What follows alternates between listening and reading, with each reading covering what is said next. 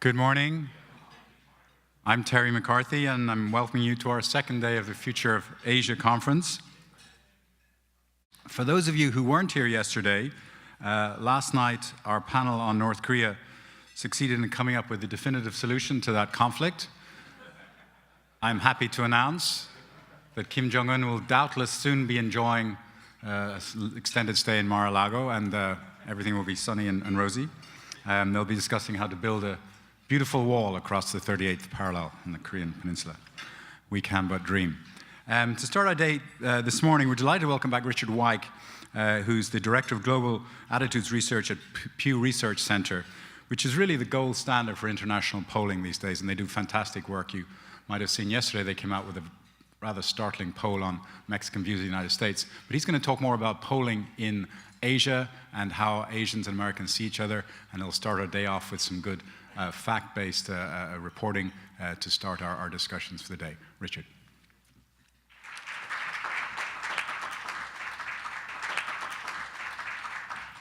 Great. Well, thanks very much, Terry, and thanks for inviting me back to be here. This is a terrific conference, and I'm really excited to have the chance to come and talk with you about the most recent international survey that we've conducted at Pew on this topic of how the world sees the U.S. and China and the balance of power. This is a topic that we've been doing work on at Pew now for a decade and a half. And as you can imagine, we've seen a lot of changes in how people around the world think about these issues. And we certainly see a lot of changes this year, the first poll that we've conducted on this topic in the Trump era. So what I'm going to do is I'm going to walk through some slides that highlight a few of the key findings from this survey, and we can talk about some of the changes that we've seen. First, I'll just briefly tell you a little bit about the methodology for this study. It was conducted in 38 countries around the world earlier this year. In most places, we do face-to-face interviews. We send interviewers out into people's homes. In a few places, like the United States, we do telephone surveys. And it's important to note that the people we survey, our sample, the demographic profile of that sample looks like the country's population in terms of things like age, gender, region, education, etc. And you can see the margin of error for this study, pretty typical of what you see in these types of polls. And I'm happy to talk more with any of you about the methodology or how we go about doing this kind of work around the world. Now, here are the 38 countries in the survey. Each year, we try to do a pretty good job of getting representation from regions across the globe. We have a lot of countries in the Asia-Pacific region. You will see at least one big glaring hole, however. We did not have China in this year's survey. We've surveyed China many times in the past, and I'm optimistic we're going to be able to include China in the next round of this survey when we conduct it early in 2018, because we very much want to go back to China and get the take of the Chinese public on these same issues. So let me start out by talking about what are two of the most fundamental questions we ask in terms of how people around the world see the United States. How much confidence do you have in the American president to do the right thing in world affairs? And then our baseline measure of how the world sees the United States. Very simple question. Do you have a favorable or unfavorable opinion of the U.S.? So when we ask this question this year about the president, we see a big change. If you go back to the end of the Obama era, when we asked this question in these countries about President Obama, 64% said they had confidence in him. It's just 22% in these same countries for Trump this year. The no confidence number, as you can see, has gone up substantially. And what we see is that this change in how people feel about the American president is having an impact on what they think about the United States. So again, go back to the end of the Obama era. Across these countries we studied, 64% had a favorable opinion of the U.S. That's down to 49% this year. the negative number has come up substantially. So again, a big shift in how the world sees the occupant of the White House, and that's having an impact on what they think about the United States overall. Now, Trump isn't the only world leader we tested on the survey. We also asked about Merkel and Xi and Putin. And here are, again, the kind of global level ratings for these leaders. As you can see, Angela Merkel is the only one that gets on balance positive reviews. 42% said they had confidence in her, just 31% lacked confidence. President Xi and Putin get generally negative reviews, although, as you can see, Trump gets even more negative ratings than either one of them, right? So not great for Xi or Putin, but not as bad as what we see for President Trump around the world in this year's survey. Now here's those same questions broken out country by country in the Asia-Pacific nations that we surveyed. And as you can tell, we see some big differences across countries. Now, Trump's ratings are, in all of these countries, lower than what we saw for President Obama the last time we polled in all of these places. But he does still get, positive reviews in the Philippines and Vietnam.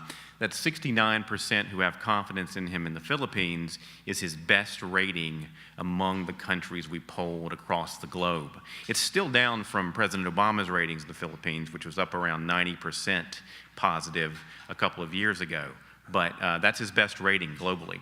Also mostly positive in Vietnam, elsewhere, not so much. You look at Australia, for example, just 29% have confidence in him there. That's down from, I believe it was 84% for President Obama last year. Angela Merkel, mostly gets positive ratings. They're lower in India and Indonesia, mostly because a lot of people aren't familiar with her there. If you look at Xi Jinping, the Philippines is the only place where he gets positive ratings, although take a look at Australia, and he gets significantly higher ratings than President Trump does there. Mostly negative for President Putin in the region, with the exceptions of the Philippines and Vietnam. Now here's that baseline measure of U.S. favorability. And as you can see, it also varies quite a bit across the region. And these numbers in every country but Vietnam are down from the last time we polled. But still, very high ratings for the U.S. in Vietnam, the Philippines, South Korea. That's consistent with what we've seen over the years, which is, big majorities in all those places telling us they have a positive opinion about the U.S. Japan, mostly positive, 57% favorable, although that's down from, I believe it was 72% last year, so still positive, but down. India, you often see on a lot of these slides, the numbers don't add up to 100%, or sometimes even that close to 100%. That's because we don't usually show on these slides the percentage of people who say they don't know in response to a question. So in India in particular, we tend to see a lot of don't knows on questions we ask about geopolitics. Indonesia kind of divided, and then Australia, divided right down the middle in terms of whether they have a positive or negative opinion of the U.S. And if we take the Australian data and break it out a little bit, you can see some big demographic and ideological differences. And this is true in Australia, but in lots of other places that we poll as well, we tend to see somewhat similar patterns. So this year in particular, we might be seeing a bit of a gender gap emerging, in some places at least, in terms of how people see the U.S. Women much more negative about Trump and more negative about the United States as well in some countries. Age, pretty small age differences here in Australia, but this is indicative of what we've typically seen in our polling, which is that young people have a more positive view about the U.S., not only this year, but over the last decade or so. They also tend to have a more positive view about China as well. So there's some evidence in our surveys that young people around the world are just a bit more open to the rest of the world, and maybe more positive about other countries and about international institutions. The ideological divide, particularly sharp in Australia, although we see it in other places too. People on the left tending to express more negative opinions about the U.S., people on the political right tending to express more positive opinions about the U.S. We want to understand more about how the world sees President Trump, so we asked some questions about his policies and about his personal characteristics. So, we tested 5 policies. The least policies he's talked about at one point or another, maybe hasn't always implemented, but pulling out of the Iran nuclear deal, putting tighter restrictions on people from certain majority Muslim countries from entering the U.S., withdrawing from trade and climate agreements, and building the wall on the border with Mexico. And these, again, are percentages, median percentages across all the nations we polled. So as you can see, what we found is that globally, there's a lot of opposition to these policies. Now, there are pockets of support for some of them, particularly withdrawing from the Iran nuclear deal in places like Israel and Jordan. There's a lot of support for that idea. Putting the tighter restrictions on people from predominantly Muslim nations from entering the United States. That has pockets of support, especially in Europe, in places like Poland and Hungary. But by and large, what we see in Asia and around the globe is that there's a fair amount of disapproval of these major policy ideas from the Trump administration.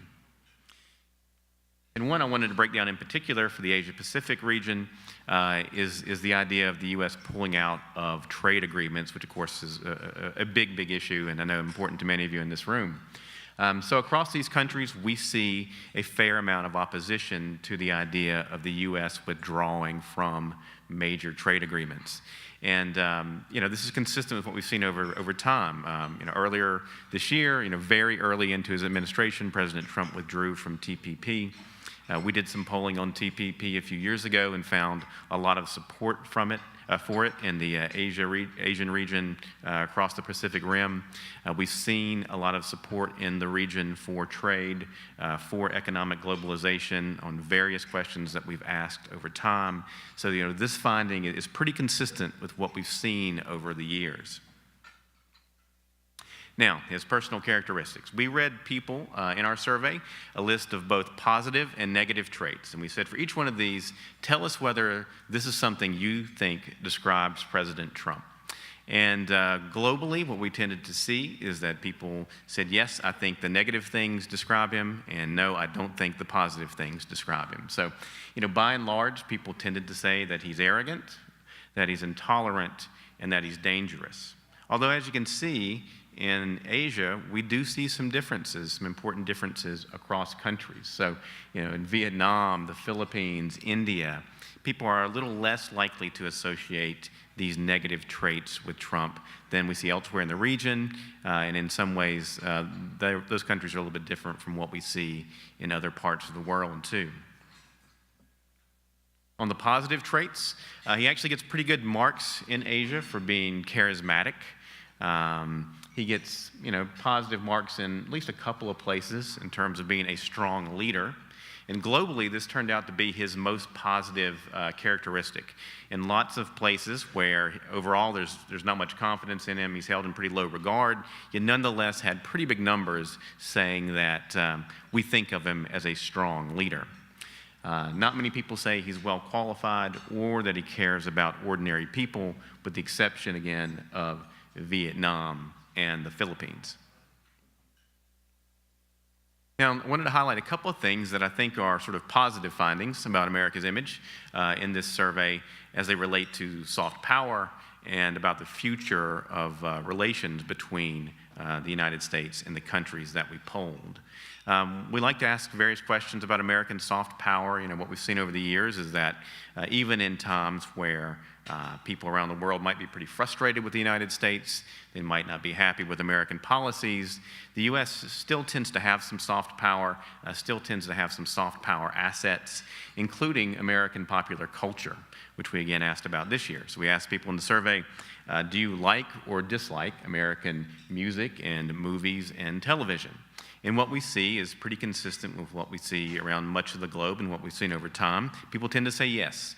Big majorities in most of these countries said, yes, I like American popular culture. Now, Indonesia and India are exceptions to that. We do see in some predominantly Muslim nations that people are less likely to embrace American popular culture, and Indonesia sort of fits into that pattern. India, I'd be interested in what some of you think about India, but of course it does have its own entertainment industry with Bollywood and things like that. So, maybe that's part of what's showing, what's driving the kind of lower ratings for the U.S. on that measure in India.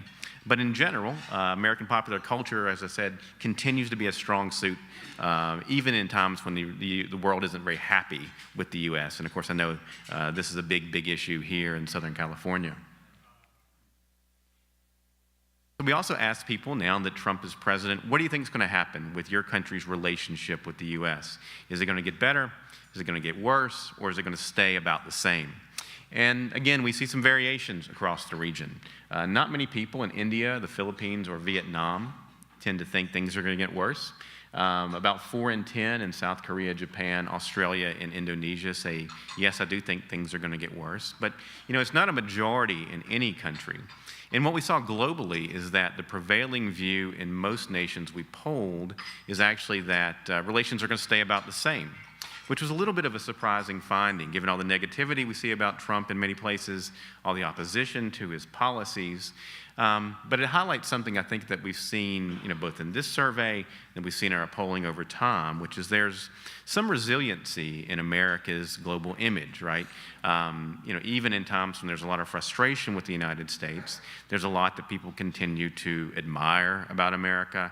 There's a lot that they continue to value in their country's relationship with the United States. And there's some durability in America's image, even when there's tough times. And I think that, this finding highlights that. People don't think that their country's relationship with the U.S. is going to change overnight.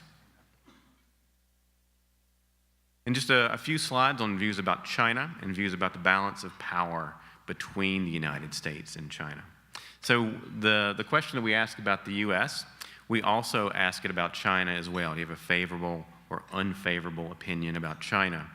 And as you can tell, some wide differences across the region in terms of how people, assess China.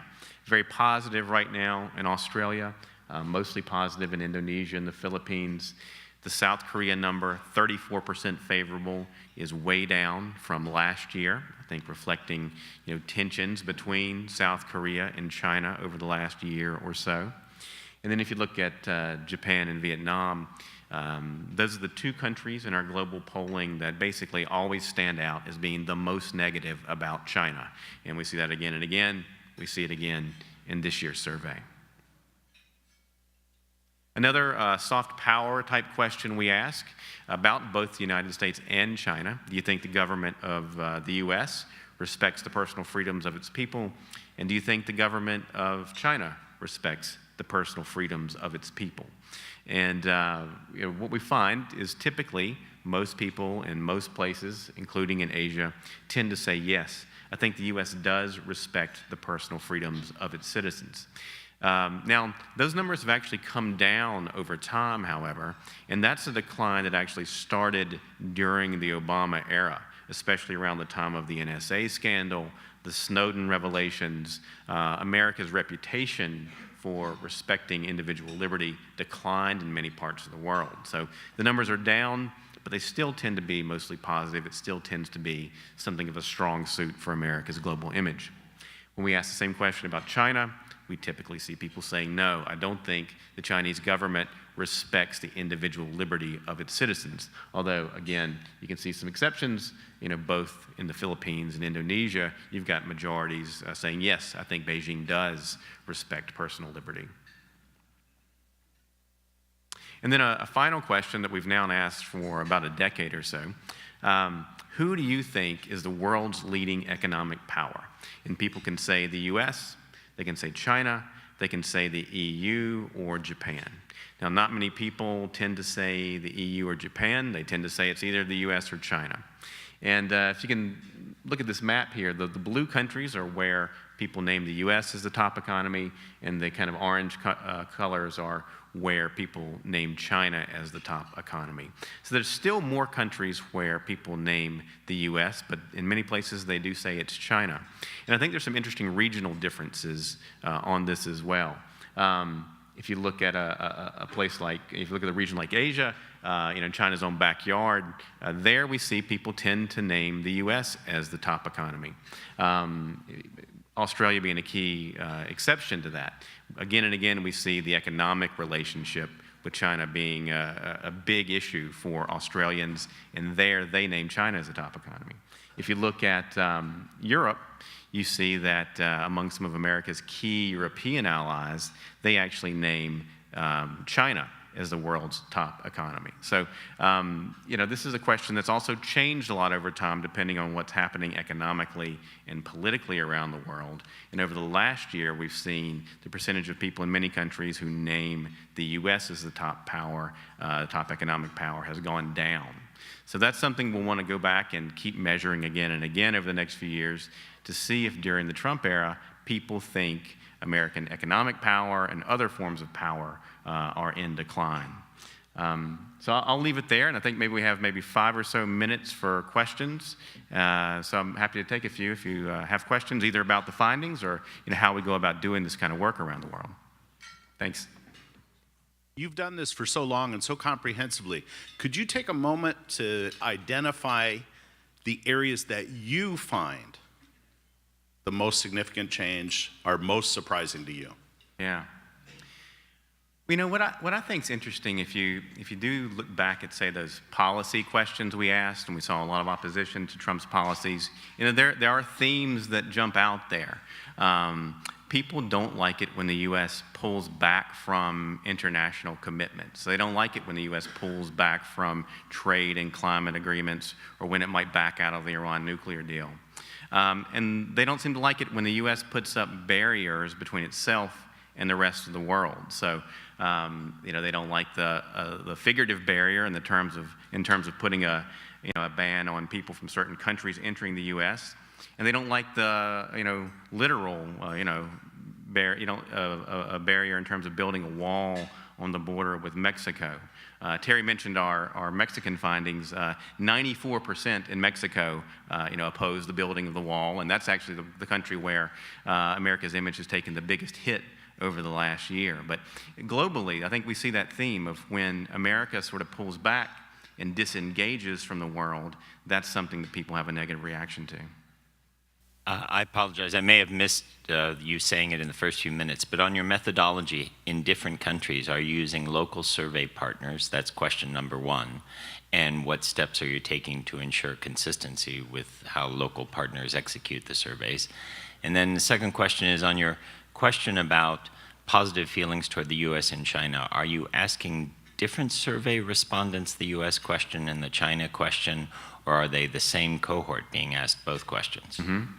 On the latter, it's the same people being asked both questions. So there, everyone we sample is asked about the U.S. and about China. And we don't switch the order on that question. Usually we switch the order. We always ask the U.S. first for sort of trend reasons on that one. But on your first question, we do work with local partners in each country where we operate. That's just really important for us, as you can imagine. They know how to do these kind of surveys. We have a whole complex process for translation, which we rely on our local partners a lot for. They tell us if a question doesn't work in a given country, and they help us interpret the findings. So yes, as you would probably guess, we rely a lot on that local level expertise to pull off these surveys and do it well. Yeah, on your last data point around China's economic leadership, can you flesh that out? What do you think's driving that, or what's the perception? What are the components there that people are keying into? Yeah. At least in some parts of the world, I think it's particularly true maybe in the U.S. and in Europe, to some extent when they answer that question, I think it reflects some of their own anxieties about their own country. We see this a lot in the United States, where the last few years, going back to at least the beginning of the economic crisis a decade ago, when we ask people, what are your chief concerns about China, they list economic issues. It's the debt, it's the trade deficit, et cetera. Now, we've also seen other issues coming up like cyber concerns and those types of things, but it's still a lot about economics. So when you ask Americans about Chinese economic power, when you ask them about China in general, I think they're thinking about China, of course, but to some extent it's also a question that reflects their own anxieties about the trajectory of the American economy and their own concerns about America's place in the world and the trajectory of American power. So I think you see both sort of a domestic component and an international affairs component in people's minds when we ask them questions about China. So I'll leave it there, but thank you very much. Okay.